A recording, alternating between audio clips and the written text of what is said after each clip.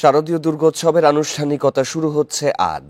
প্রতিমা তৈরি থেকে শুরু করে মণ্ডপ সজ্জার কাজ প্রায় শেষ। আজ সন্ধ্যায় দেবীর বোধন দিয়ে শুরু হবে দুর্গোৎসবের শাস্ত্রীয় আনুষ্ঠানিকতা। প্রতি পূজাতেই ব্যতিক্রমী আয়োজনকে কেন্দ্র করে ভক্তদের বাড়তি আগ্রহ থাকে। ভক্ত দর্শনার্থীদের অতিরিক্ত ভিড় ঘিরে বাড়তি নিরাপত্তা বেষ্টনী থাকে এসব মণ্ডপে। বান্ডেল থাকলে প্রতি সেনমানিতে টাকা বাঁচবে। বিকাশ সেনমানি বান্ডেল কিনে জিতুন প্রতি লেনদেনে।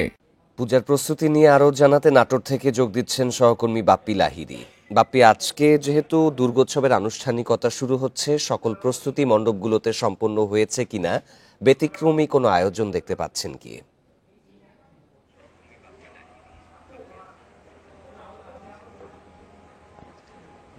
আজকে কিন্তু মহাপঞ্চমীর মধ্য দিয়ে শারদীয় দুর্গোৎসবের যে বোধনটা হবে, সেই বোধনটা আজকে আসলে সন্ধ্যার পর কিন্তু বোধনের মধ্য দিয়ে দুর্গাপুজোটা শুরু হবে। তবে এখন পর্যন্ত মন্দিরে মন্দিরে যে কাজগুলো চলছে, আসলে সাজসজ্জা সব যদি এখন দেখায় যে এখনো কিন্তু আসলে প্রতিমাগুলো হয়তো পালের বাড়ি থেকে নিয়ে এসে কিন্তু আসলে মণ্ডপে স্থাপন করা হয়েছে, সেখানেও কিন্তু আসলে সাজসজ্জার কাজ এখন পর্যন্ত চলছে। আজকে সন্ধ্যার পর বোধনের আগ পর্যন্ত কিন্তু তাদের এই প্রতিটা মণ্ডপে যে দুর্গোর যে সাজসজ্জা আছে সেই সাজসজ্জাগুলো করা হবে।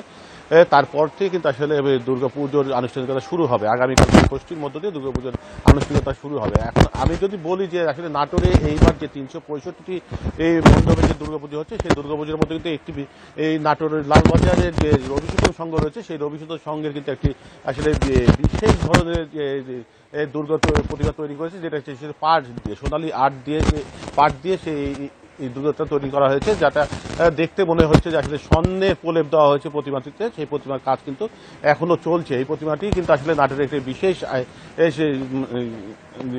বিশেষভাবে দুর্গা প্রতিমা হিসেবে বিবেচিত হয়েছে সাধারণ ভক্তদের মাঝে, এবং অন্যান্য বিভিন্ন জেলা থেকে ইতিমধ্যে আসলে মিডিয়া প্রচারের পর থেকে আসলে অনেকেই আগাম এই প্রতিমাটি দেখতে এসেছেন। আমাদের এই দুর্গোৎসবে এই দুর্গা প্রতিমাটি এই প্রতিমাটি এখানে তোলার আগেও কিন্তু যে পাল এই প্রতিমাতে যে শিল্পী এই প্রতিমাটি তৈরি করেছে, আসলে সেই শিল্পী এর বাড়িতেও কিন্তু আসলে অনেকে উৎসবমুখর পরিবেশ নিয়ে আসলে অনেক আশা আকাঙ্ক্ষা নিয়ে এই প্রতিমাটি দেখতে এসেছিল। আমরা যেটা দেখেছি যে সব মিলে এখন পর্যন্ত আসলে নাটোরের যে 365টি দুর্গাপূজা, সেই দুর্গাপূজা কিন্তু এখন পর্যন্ত কোনো অনাকাঙ্ক্ষিত কোনো ঘটনা নাই বলে এই চলে। এখন পর্যন্ত আমরা এরকম কোনো সংবাদ পাইনি। আর এই বাইরেও কিন্তু আসলে প্রতিটা মণ্ডপে প্রশাসনের পক্ষ থেকে আইন শৃঙ্খলা বাহিনীর সদস্য, পাশাপাশি এখনই কিন্তু প্রায় 6 জন থেকে 8 জন করে কোনো কোনো মন্দিরে কিন্তু আসলে আনসার সদস্য নিয়োজিত রাখা হয়েছে, যাতে কোনো ধরনের অপ্রীতিকর ঘটনা না ঘটে। সব মিলে এখন পর্যন্ত নাটোরের যে শারদীয় দুর্গোৎসব, সেই দুর্গোৎসবের প্রস্তুতি সম্পূর্ণ শান্তিপূর্ণভাবে এবং উৎসবমুখর পরিবেশই রয়েছে বলে আয়োজক কমিটিরা আমাদেরকে জানিয়েছেন। নাটোর থেকে দুর্গোৎসবের প্রস্তুতির খবর জানাচ্ছিলেন সহকর্মী বাপ্পি লাহিড়ী।